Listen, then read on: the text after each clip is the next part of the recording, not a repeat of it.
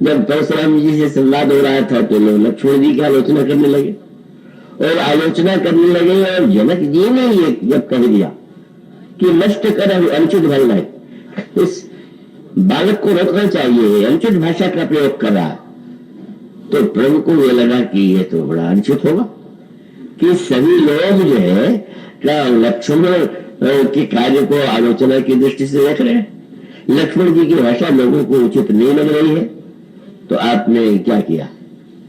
वो स्वामी जी ने कहा, नैन तरेरे राम, लक्ष्मण जी से सीधे नहीं कहा चुप हो जाओ, क्या बोल रहे हो, ऐसे नहीं बोलना चाहिए, बल्कि उन्होंने थोड़ा सा नेत्र टेढ़ा किया। अब ध्यान में रखें कि नेत्र को भी काल की संज्ञा अनेक अनेक रूपों में, मैंने अनगिनत रूपों में काल विद्यमान है, तो उसमें नैन दिवाकर कच घन नारा, और यह जो भगवान का काल है वही उनकी भौहें है। तो मानो भगवान ने अपनी भौहों को गहरा करके जब देखा तो वो स्वामी जी ने कहा कि उसको देखते ही नैन तरेरे राम, जब टेढ़ी भौहों को करके देखा तो लक्ष्मण जी चुप हो गए। मानो परशुराम जी को लगा कि इस बालक का कार्य इतना अनुचित था कि सभी लोगों ने आलोचना किया, और राजकुमार राम ने भी स्वीकार कर लिया कि बालक अनुचित बोल रहा। पर परशुराम जी ने जब देखा लक्ष्मण की ओर कि नैन तरने पर इसको, इसके चेहरे पर, इसके मुख पर क्या भाव, तो देखा कि लक्ष्मण के होठों पर मंद मंद हंसी। ये थोड़ी विचित्र बात है, बोलना बंद कर दिया पर नैन तरने से उसको क्या डर तो नहीं लग रहा, प्रसन्न क्यों हो रहा? और उसके पीछे जब भगवान राम ने भौं तरेर करके देखा तो लक्ष्मण जी प्रसन्न क्यों हुए? बोले बड़ा अच्छा किया कि आपने नैन तरेर दिया, लोगों को ज्ञात हो गया कि यदि आपको आता है। मुझे आपको देख के लगे थे नहीं कि आपको कभी क्रोध आता है, और मदद कभी तो क्रोध की आवश्यकता होती है, तो चलिए मेरे ऊपर क्रोध का आपने अभिनय किया तो मुझे तो बड़ी प्रसन्नता है। इस समय जिस तरह से परशुराम जी महाराज बोल रहे हैं, जिस भाषा में, जिस रूप में आपको समझ रहे हैं, तो आपके द्वारा जब मुझे संकेत किया गया तो बड़ी आपकी इस रूप की आवश्यकता है। और अगले क्षण का भ्रम दूर हो गया। लक्ष्मण जी चुप तो हो गए पर वहां नहीं रुके, तो वहां से चल करके महर्षि विश्वामित्र जहां थे वहां खड़े हो गए, क्योंकि सबने आलोचना लक्ष्मण जी की कर दिया, जनक जी ने भी कर दिया, और जनक प्रवासी स्त्री पुरुष तो इतने डर के मारे कांप रहे थे और एक ही वाक्य कह रहे थे कि थर थर कांपी पूरे नारे नारी छोट कुमार खोज बरबारी। देखो तो बड़ा भाई कितना सिद्ध है और ये छोटा भाई कैसा खोटा है, बिना मतलब ऐसी बातें, ऐसी भाषा इसके द्वारा कही जा रही है कि जिसमें इनको क्रोध आ रहा है, और इनका क्रोध तो केवल शब्दों तक नहीं रहता, वो परसे तक चला जाता। लेकिन विश्वामित्र जी कैसे थे कि कोई प्रतिक्रिया, परशुराम जी का क्रोध, जनक के द्वारा की गई आलोचना कहीं भी वो प्रभावित नहीं। लक्ष्मण जी वहां ही जाके खड़े हो गए। क्यों? बोले मुझे समझने वाला तो कोई है नहीं, क्यों? मुझे मेरी भूमिका को समझते हैं और यह भी वो निश्चय कर चुके कि बोलना आवश्यक है, पर यदि मैं बोलता हूं तो बड़ा अनुशासन के बोल दे, पर मैं पलट करके देख रहे हैं और मैं बोल जा रहा हूं, तो ये तो प्रभु का बड़ा अनादर हो जाएगा। और बिना बोले परशुराम जी महाराज श्री राम के तत्व को समझ नहीं पाएंगे। तो बोलना तो है, पर यहां से हट करके गुरु जी के पास से जब मैं बोलूंगा तो हमारे प्रभु तो इतने विनम्र है कि बिल्कुल चुप रहेंगे। पर वो सोचेंगे कि जब भाई गुरु जी के पास है तो कोई अनुचित कार्य हो तो गुरु जी रोकेंगे, मैं कौन होता हूं रोकने वाला। और सचमुच उन्होंने वही किया। चले तो गए, गुरु समीप गए नहीं तुरंत परिहर बानी नाम, ये वहां जाकर फिर बोलने लगे। और तब परशुराम जी का जो क्रोध था लक्ष्मण से उठ करके श्री राम पर हो गया। पहले मैं समझता था कि तुम बड़े सज्जन हो और ये बड़ा खोटा, तुम बड़े कोमल हो, बड़े कठोर है। पर मुझे अब समझ में आया कि तुम दोनों भाई मिले हुए हो। तुम नेत्र तरेर करके इसको डांट नहीं रहे थे, संकेत कर रहे थे जो बोलना वहां जाके बोलो। अब मैं तुम्हें क्षमा नहीं करूंगा। फिर ऐसा लक्ष्मण जी शांत हो गए। क्यों? उनका जो उद्देश्य था बुरा हो गया। उद्देश्य केवल यही था कि परशुराम जी पहचान तो जाए कि ये किससे बात कर रहे हैं, और उस सीमा तक अब जब तक परशुराम जी को ये लग रहा है कि राम भाई बड़े सज्जन है, लक्ष्मण बड़ा खोटा है, तो इसको समझ लेने से क्या होने वाला। इसलिए उस सीमा तक में बात करते जाते हैं कि जहां पर अंत में उन्होंने कहा कि मैं समझ गया कि तुम दोनों भाइयों में कोई भिन्नता नहीं, और यह तो तत्वतः सत्य भी है। उन्होंने भले ही भगवान राम ने यह संकेत नहीं किया था कि वहां जाके बोलो, लेकिन तो भगवान राम और लक्ष्मण अभिन्न है, और इसलिए उन्होंने यही कहा। वो अब मैं समझ पाया कि बंधु कही कट सम्मत तोड़े, तू छल विनय करस कर जोड़े। भाई को संकेत कर दिया तुम बोलो, और तुम हाथ जोड़े खड़े हो। अब मैं इस बालक को तो भूलता हूं, अब मैं तुमसे सीधे कहता हूं कि कर परितोष मोर संग्रामा, युद्ध करो। लक्ष्मण जी बिल्कुल नहीं बोले कि मैं युद्ध करूंगा, समझ गए कि युद्ध नहीं होने वाला है। ये तो शब्द के द्वारा ही केवल जो भ्रम आ गया है वो दूर हो जाएगा। अब मेरी भूमिका समाप्त हो गई। लक्ष्मण जी के समान तो काल के रूप में वे जानते हैं कि उनकी भूमिका क्या है। इतने नियंत्रित है काल के स्वरूप में कि आप कल्पना कीजिए कि पूरे पुष्प वाटिका में लक्ष्मण जी एक बार भी नहीं बोले।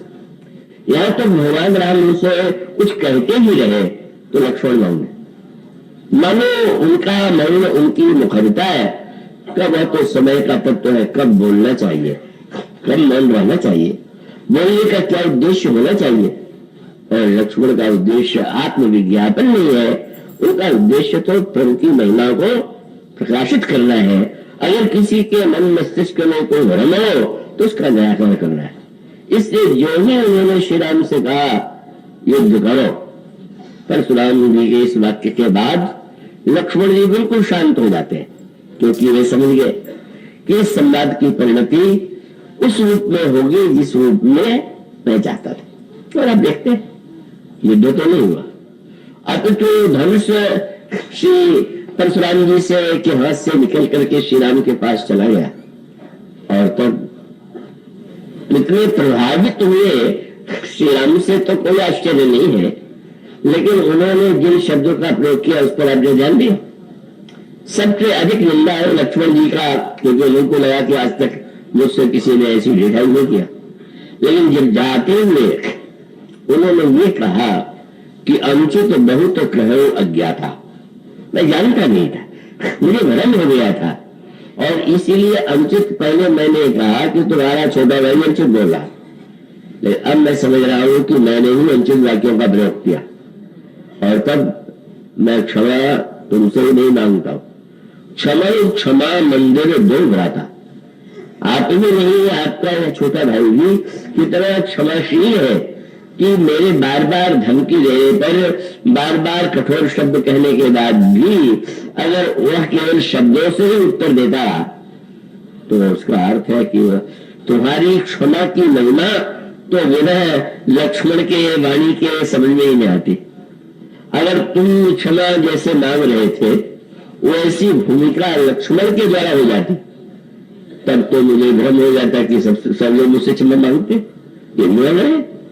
लेकिन जब लक्ष्मण की वाणी से मुझे लगने लगा कि ये क्या बात है, इसमें छोटे भाई में तो कहीं पर भय नहीं है, आतंक नहीं है, तब लगा कि अरे वो तो ये चाहता था कि आपके स्वभाव की कोमलता को वे कायरता न समझे। विनम्रता का अर्थ न लेने के राम भी मुझसे डरते, तो यह जो उद्देश्य था पूरा हो गया। और उसके बाद इतने शांत हो गए क्योंकि, और इसीलिए परशुराम जी जाते समय यह कहना नहीं भूले कि आप ही छोड़ा मंदिर नहीं है, पर यो कहे कि जैसे कोई मंदिर बनाया जाए तो मंदिर की ध्वजा ऊपर फहरा रही होगी, पर मंदिर की नींव भी तो होगी, और नींव तो भीतर होगी और वो तो दिखाई नहीं दे रही होगी। तो मानो संकेत ये था कि आपके क्षमा का मंदिर जो है वो तो लक्ष्मण की तेजस्विता की नींव पर ही खड़ा हुआ, और उसी के द्वारा ज्ञात होता है कि कितने समर्थ होते हुए भी आप कितने विनम्र हैं। इसलिए लक्ष्मण जी से क्षमा मांग करके उन्होंने ऐसा अद्भुत कार्य किया, जिन्होंने बार बार उनके वाक्यों का खंडन किया हो, व्यंग्य किया हो, और वही सभा में उन्होंने श्री राम की नहीं श्री लक्ष्मण की स्तुति किया। तो उनका तात्पर्य था कि मैं समझ नहीं पाया था कि इस बालक का उद्देश्य क्या है, और हमने समझ लिया कि यह तो केवल तुम्हारा स्वरूप मेरे सामने उपस्थित करने के लिए ही इसने भूमिका स्वीकार की थी। और उस तरह से हम यह देखते हैं कि उनकी भूमिका तो सर्वत्र हुई। और जब उन्होंने कहा कि श्री भरत का शत्रु के साथ मैं सेना से अकेले बन कर दूंगा, तो थर्रा उठी पृथ्वी, देवता घबरा गए। राम रावण के युद्ध की जगह कहीं भरत और लक्ष्मण का युद्ध न हो जाए, बड़ा अनर्थ होगा। लक्ष्मण जी तो सबका विनाश करने में समर्थ है, और तुम आप देखेंगे उन्होंने लक्ष्मण जी को सांकेतिक भाषा में कहा कि महाराज को कही सके प्रताप तुम्हारा, को कही सके को जानने हारा, पर अनुचित उचित राज कछ समझ करिए भल का सबको। और उसके बाद जब भगवान श्री राम ने स्वयं अपने श्री मुख से भरत लक्ष्मण की प्रशंसा किया, जब उन्होंने ये कहा कि नहीं लक्ष्मण तुम्हारी बात नीति के अनुकूल होते हुए भी भरत के लिए नहीं सही है, भरत में किसी प्रकार से राज्य का मदद नहीं हो सकता, तो ये लक्ष्मण जी को नहीं लगा कि उन्होंने मेरी बात काट दिया। भरत प्रसन्न हुए, और श्री भरत के जितनी प्रशंसा और जितने आदर पूर्वक वो श्री भरत के चरणों में नमन करते हैं, ये सिद्ध करता है कि लक्ष्मण जी की अपनी कोई महत्वाकांक्षा, अपनी महिमा को प्रकट करना है ही नहीं। वो ऐसे काल नहीं है कि जो अपने प्रति लोगों को ये चाहता हो कि लोगों से डरे। वो चाहते हैं अगर किसी को डरना है तो वो तो ईश्वर से ही डरना चाहिए, और अगर कोई भक्ति करना चाहे तो उसे तो हमारे प्रभु से भक्ति करनी चाहिए। इसलिए लक्ष्मण जी की भूमिका रामायण में इतनी विलक्षण है कि अपने आप में अद्वितीय, और इसीलिए हनुमान जी लक्ष्मण जी को इतना गहराई से पहचानते हैं कि जब वो तारा के साथ जाते हैं तो उन्होंने एक बार भी ये नहीं कहा कि आप साक्षात शेष है, आप अनंत है, आप काल है। उन्होंने यही कहा कि आपके प्रभु जो है वो कितने उदार है, कितने क्षमाशील है। और परिणाम क्या हुआ, हनुमान जी ऐसे कथावाचक और लक्ष्मण जैसा श्रोता, वो तो भूल ही गए कि मुझे डराने के लिए भेजा गया था, याद ही नहीं रह गया। वो तो हनुमान जी से सुनने में ही वो सभी के तारा सहित जाई हनुमाना, चरण बंदी प्रभु शेष रखाना। और उसके बाद भीतर पधारिए, और पधारने के बाद गोस्वामी जी ने मानो एक कहा कि बिना बोले भी हनुमान जी ने बहुत कुछ कह दिया, क्योंकि अगला वाक्य करीब विनती मंदिर ले आए और चरण पखारी। हनुमान जी ने लक्ष्मण जी के चरण का जल से प्रक्षालन किया, पर अगला वाक्य बड़े महत्व का, चरण पखारी पलंग बैठाए। लक्ष्मण जी को पलंग पर बैठाया, एक शब्द कोई मेरे तक नहीं होता। पलंग तो सोने की का स्थान है, वो तो कोई बैठने का स्थान नहीं। और फिर लक्ष्मण जैसा महान चरित्र जिन्होंने जो सोते ही नहीं, उसको उन्होंने बैठा दिया पलंग पर। मानो दोनों में जिस मूक भाषा का प्रयोग हुआ, लक्ष्मण जी ने बहुत आनंद का अनुभव किया। लक्ष्मण जी को पलंग पर बैठा है, बात दोनों नहीं, पर लक्ष्मण जी अगर पूछे क्या पलंग पर आकर के मुझे भी सुनाना चाहते हो, तो उनका तात्पर्य था महाराज जिसके पास जो आसन होता है वही तो देता है। तो उस नगर में तो सोने वाले लोग हैं, अगर वो जगने वाले होते तो इतना विलंब क्यों करते सीता जी का पता लगाने। इसलिए जो आसन है महाराज वो तो पलंग ही है। और उद्देश्य क्या है, संकेत है कि महाराज सोने वाला भी अगर अपने कमरे में जाए और कहीं सांप दिखाई दे जाए तो कहाँ नींद रहेगी, वो तो बेचारा घबरा जाएगा नींद छोड़ करके।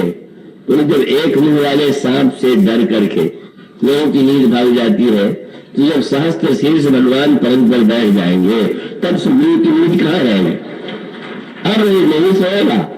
आपको देख करके निश्चित समझ लीजिए कि अब कभी सुग्रीव को नींद नहीं आ रही। आप साक्षात काल के रूप में व्यक्ति को सावधान कर देते हैं शांत, और फिर लक्ष्मण जी हनुमान जी के छूट जाते हैं। तो लक्ष्मण जी की भूमिका और हनुमान जी का संबंध अनोखा है, और भगवान की ओर ले जाना यह उनका उद्देश्य है।